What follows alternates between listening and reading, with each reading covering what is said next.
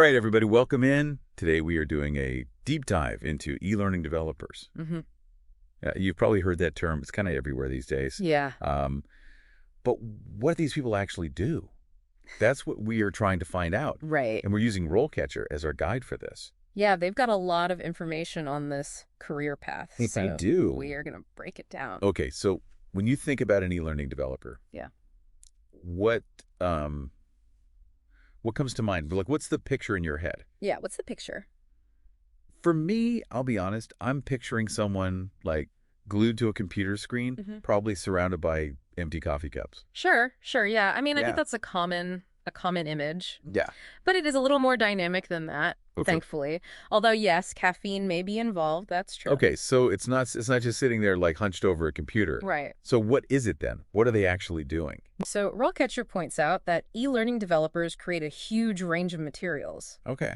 It's not just online courses, which you might think. Oh, it's more than that. It is, yeah. So, like, think interactive presentations, in-depth reference guides. They even create things like podcasts, like what we're doing right now. Wow, okay. So they work with all sorts of computer-based learning applications to make it all happen. Okay. So it's a pretty diverse That's really interesting. set of things they do. Okay, so you're telling me that my dream of like working from like a beachside bungalow, designing these really cool learning experiences, Yeah. that could be a reality. It could. A lot of e-learning developers work remotely, which is really cool. And RoleCatcher points that out in their guide. Okay. So that opens up, Yeah. a world of possibilities. Possibilities, yeah. But, I'm picturing, even if you have that freedom, Right. don't you still need a dedicated workspace to do that kind of work? You absolutely do. Early in my career, I think I tried to work from the couch a couple of times, and it just wasn't happening. It does not work. Yeah. You need a space, even if it's just a corner of a room. Right. That is your dedicated workspace, and you can focus, less distractions. Yeah, fewer distractions, more concentration. Exactly. Okay, makes sense. Yeah. So let's talk about the job market for a second. Okay. Because I've been hearing that this is like a booming field right now. It is. Which makes sense because online learning is not going anywhere. It's not. It's only getting bigger. And in fact, RoleCatcher predicts a 9% growth rate for these jobs. Wow. Which is significantly faster than average. That's huge. It is. And I guess the pandemic really cemented the need for Right. engaging learning experiences online. Think about those early lockdown days, remember? Yeah. Everyone and their grandma was suddenly taking online cooking classes. I know. I mastered sourdough. There you go.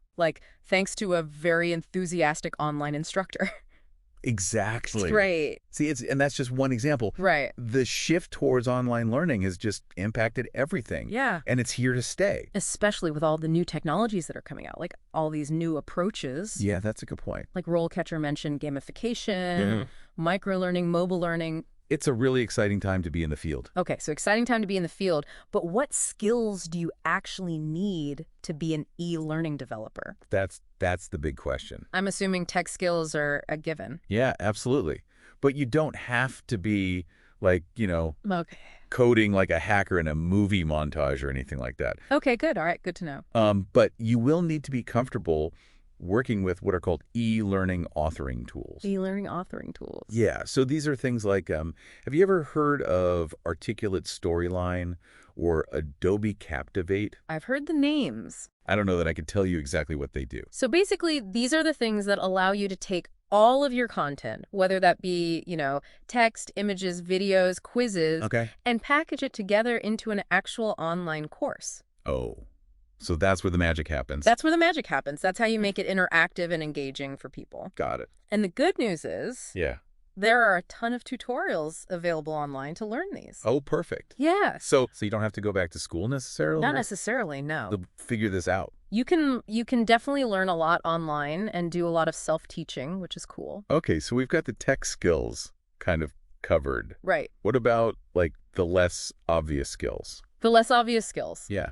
Well, this might surprise you, Okay. but strong writing skills are absolutely essential. Really? Yeah. I thought we were designing courses, not writing novels. I know, right? But believe it or not, clear and concise writing is super important for this because you need to be able to explain these sometimes complex concepts in a way that anyone can understand, Okay. regardless of their background.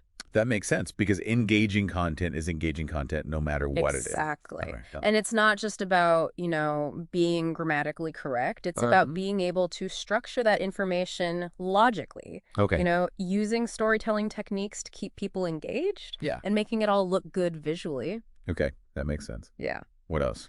Another big one is understanding instructional design principles. I was wondering when that would come up. Yeah. Okay, so tell me about that. Yeah, so it's not just about making things look pretty. Right. It's about understanding how people actually learn best Oh. and then designing experiences that work for different learning styles. Right. Mhm. Interesting. So are you telling me you have to be a bit of a psychologist too? Kind of, in a way, yeah. Yeah. Trying to empathize with those learners, understand their needs, and kind of get ahead of any challenges that they might face. Wow. So, okay, so this is getting more and more interesting by the minute. Yeah, So let's talk about the challenges because every job has them. of course. What are some of the, potential downsides that RoleCatcher pointed out? Well, one thing is that it can be pretty high stress Okay. because there are often really tight deadlines. Yeah, that makes sense. Things move fast Exactly. in the tech world, Exactly. especially with new trends emerging all the time. And that actually leads into another challenge, which is So, you constantly have to keep up with that new technology. right. So you can't just learn a skill and then coast on that knowledge for years. You can't. No, this is a lifelong learning kind of field. You're Yeah. always having to adapt and expand your skill set. I can see how that would be daunting for some people, but Well, for sure. that also sounds kind of exciting, It can be. right? To be at the forefront of what's new. Yeah, always playing with the latest and greatest tech toys, right? That's exactly. Okay. Okay, so let's say someone is listening to this and they're like, okay, I'm ready to do this. Yeah. I want to be an e-learning developer. Awesome. What does that journey look like? Ha. Where do you even begin? So you're going to start at the entry level, like most career paths. So we're back, ready to dive back into the world of e-learning development. Let's do it. So before the break, we were talking about all the cool stuff. Yes. What it takes to create e-learning content. But Yeah. what about the less glamorous stuff? Yeah, the nitty-gritty. The stuff they don't tell you about in e-learning school. Right, right. Well, one thing they don't always tell you is that you need to get comfortable with constant change. Oh, okay. Like just when I think I've mastered the latest software or design trend, Yeah. something new pops up, you know? That makes sense in a field that's driven by technology, Right. but that also sounds kind of exhausting. It can be, yeah. If you're someone who thrives on predictability, this might not be the field for you. Okay. But if you're someone who loves to learn new things and, you like to be challenged, Yeah. it can be really stimulating. Okay, so you've got to have that lifelong learner mentality, Absolutely. not just in the courses you create, but for your own career? 100%, yeah. And it's not just about the tech either. Oh, okay. You got to be adaptable when it comes to working with, different teams, Okay. different subject matter experts, all that. Yeah, because I imagine there's a lot of teamwork involved. A ton of teamwork. You're very rarely designing a course in complete isolation. Okay. So you've got to be able to communicate your ideas effectively. Yeah. Take feedback from a lot of different people. Right. And sometimes that means navigating different personalities. Oh, for sure. Different working styles, that kind of thing. People skills. Yeah, basically. In fact, some of the most challenging situations I've encountered Yeah. have been around miscommunication or unclear roles on a project, Totally. Totally, that kind of thing. Okay. That's good to know. That's good advice from the trenches. Yeah, right. What other advice would you give to someone who's just starting out based on your own experience? I think one thing is don't be afraid to advocate for yourself, Okay. whether it's negotiating a salary, Yeah. pitching a new idea, Mm-hmm. or even just asking for clarification on something. Right. You gotta, speak up, make sure that your voice is heard. Yeah, because it's easy to, especially in a field that's constantly changing, Right. it's easy to feel like you're just along for the ride. Exactly. You can get so caught up in just getting things done, Right. meeting the next deadline, that you kind of forget about your own needs and goals. That's a really good point. Yeah, Self-advocacy is key. it is. What about finding a support system? Yes. Because I imagine that's really helpful too. It's huge. To have people to talk to bounce ideas off of. Yes. Firstly. And the e-learning community is very supportive, thankfully. Oh. There are a ton of online forums, communities, groups. Oh, cool. You can connect with other people, ask questions, share ideas. Okay, so it's all about learning from each other. Exactly. supporting each other's growth.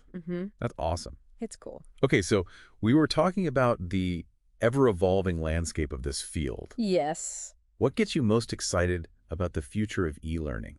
Ooh, that's, there's a lot to be excited about, but one word, AI. Ooh, AI and e-learning. Right. Okay. Like, hello, match made in tech heaven. Right, but how is that changing things? So many ways. For starters, we can now actually personalize the learning experience for individual students. Personalized learning, which used to be like Yeah. pipe dream, Okay, but what does that actually look like? Can you give me an example? Sure. So imagine a platform that's actually tracking your progress as you're going. Okay. It's identifying your strengths, your weaknesses. And then it recommends content and activities based on what you need. So it's like having a personal tutor, but available 24/7. Exactly. Exactly. Oh, wow. So you're much more likely to stay engaged. Right, because it's tailored to you. Exactly. And what you need to learn. Yeah, if you're struggling with something, it's going to know that, and it's going to give you more support in that area. Okay, that's really cool. Yeah, it's really cool. And then not only that, but AI can actually automate a lot of the tedious tasks that go into developing an online course.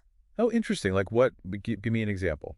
So things like grading assessments, providing feedback on assignments, even creating some of the learning content itself. Wait, hold on a second. Yeah. Did you just say that AI can create the content? It can. Like write the scripts, design the whole course? Yeah. There are AI tools that can generate quizzes, write scripts, even design entire courses based on information that you input. Okay, so that's both amazing and terrifying at the same time. Right. Like, are robots coming for your job? Well, not quite. I think it's important to remember that AI is a tool. Okay. It's not here to replace humans. Okay. It's here to help us. So it's more of a collaboration. Exactly. It's an augmentation of our capabilities. Okay, got it. Lets us work smarter, not harder. I like that. Right. So what else is on the horizon? What gets you excited about AI and what it can do for e-learning?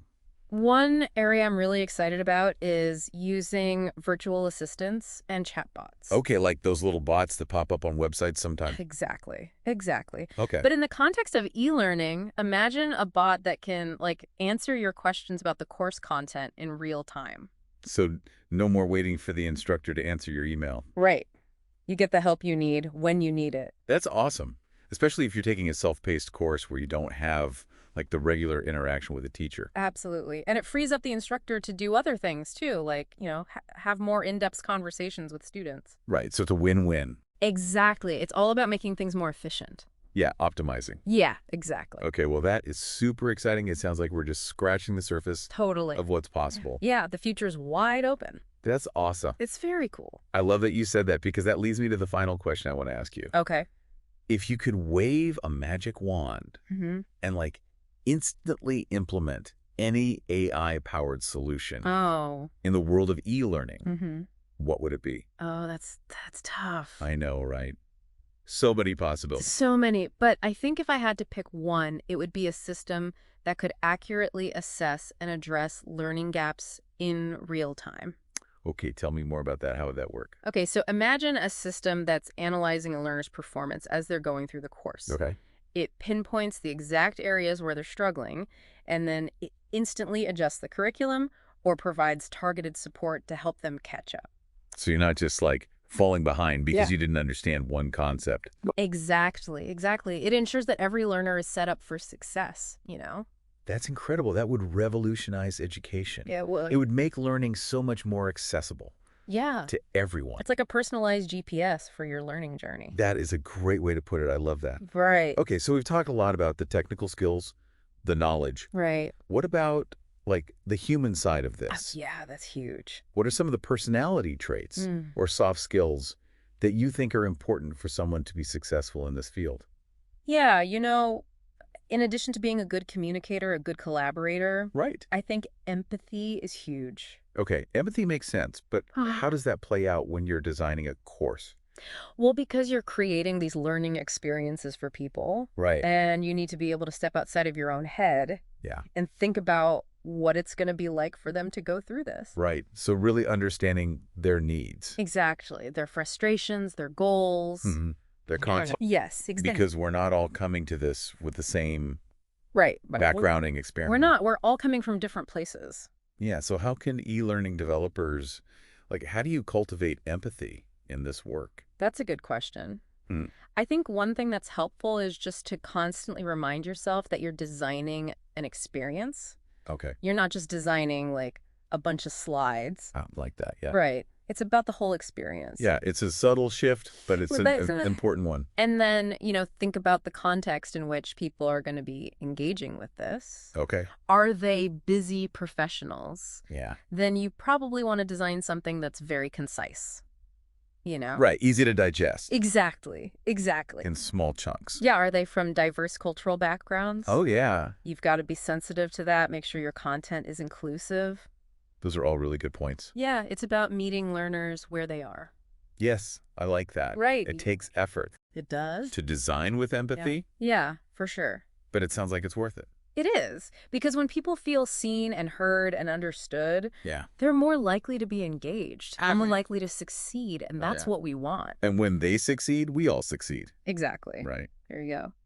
All right, so I have to ask, because I love a good behind-the-scenes disaster story. Okay. What's the most memorable e-learning mishap that you've experienced?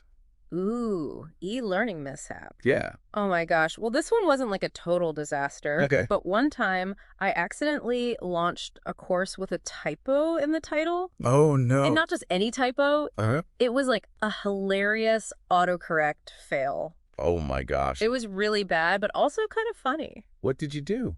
Well, I panicked at first. Yeah. But then I just, I corrected it. Okay. Sent out a funny email to the learners, and everyone had a good laugh about it. Okay, so you owned it. You got to own it. You got to own it, Yep. yeah. You got to own it is all you can do. All right, that's good advice. Right. So it's okay to make mistakes. Yes. As long as you learn from them. Exactly. That's how we grow, right? Exactly. And don't take yourself too seriously. Don't take yourself too seriously. Especially in this field, right? Yeah, you got to find the humor in it. Okay, good advice. Because otherwise you'll go crazy. So we've been talking about staying up to date in this field. Yes. And you mentioned that it can feel like a never-ending game of catch-up. It can. But it's also exciting.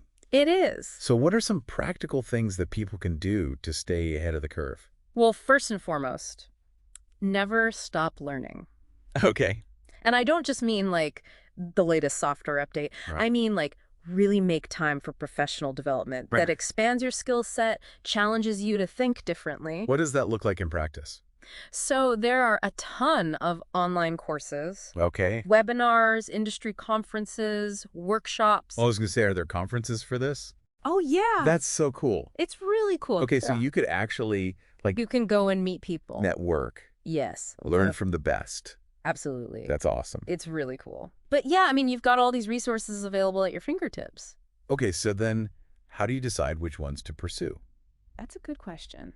Because it's overwhelming. There's so much out there. There is. Yeah. I would say look for stuff that aligns with your interests and your career goals. Okay. So what are you passionate about? So be strategic. Be strategic. Yeah, don't just sign up for everything. Right. Okay, that makes sense. Be intentional about it. Okay. And don't be afraid to think outside the box. What do you mean by that? So, a lot of people will go to like e-learning conferences. Right. Which is great.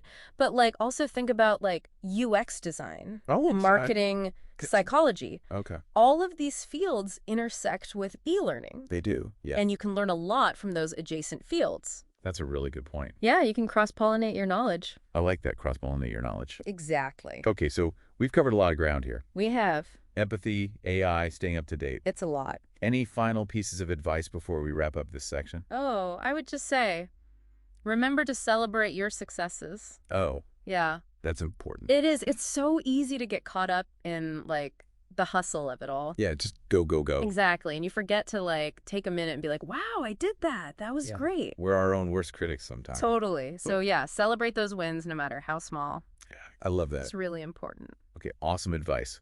So let's take a quick break, and when we come back, we'll wrap up this deep dive with some final thoughts on the future of e-learning. Sounds good. And we are back. Welcome back, everyone, for the third and final part of our deep dive into the world of e-learning development.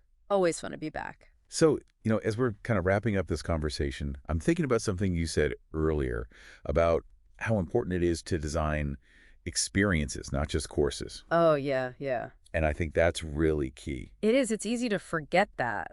Because when you're in the weeds of software and deadlines. Yeah, exactly. You get caught up in the day-to-day. Right. So how can e-learning developers make sure that their courses are truly engaging? Right. That they're transformative for the learner? That's the question, isn't it? That's the million-dollar question. It is, and I don't think there's any magic formula. Right. But I do think there are certain principles that can make a big difference. Okay, give us the inside scoop.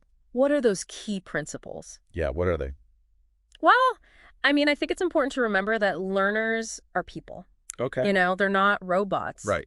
We can get so caught up in the tech stuff that we forget that we're designing these experiences for, you know, human beings. Yeah, with their own emotions. Yes. Motivations, anxieties, all that. Yes, they're coming to this, each with their own background. And so are we talking about, like, designing with empathy again? Designing with empathy, 100%.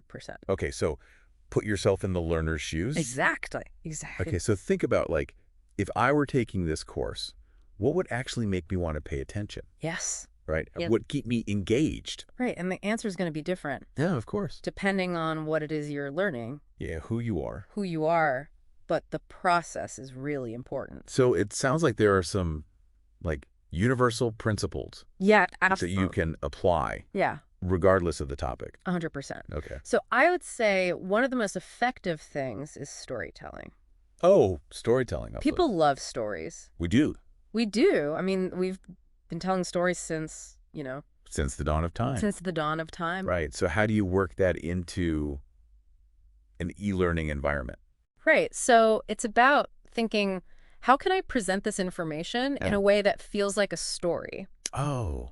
So it's like you're sneaking in the learning. Exactly. Under the guise of this captivating story. I love that. Right. And get creative with it. I mean, you can use, you know, you don't just have to use text. Right. You can use audio, video. You can have animated elements, anything that's going to, like, draw people in. Okay. So we're thinking outside the box a little bit here. Thinking outside the box, being creative, trying new things. Okay. What else? Another one is relevance.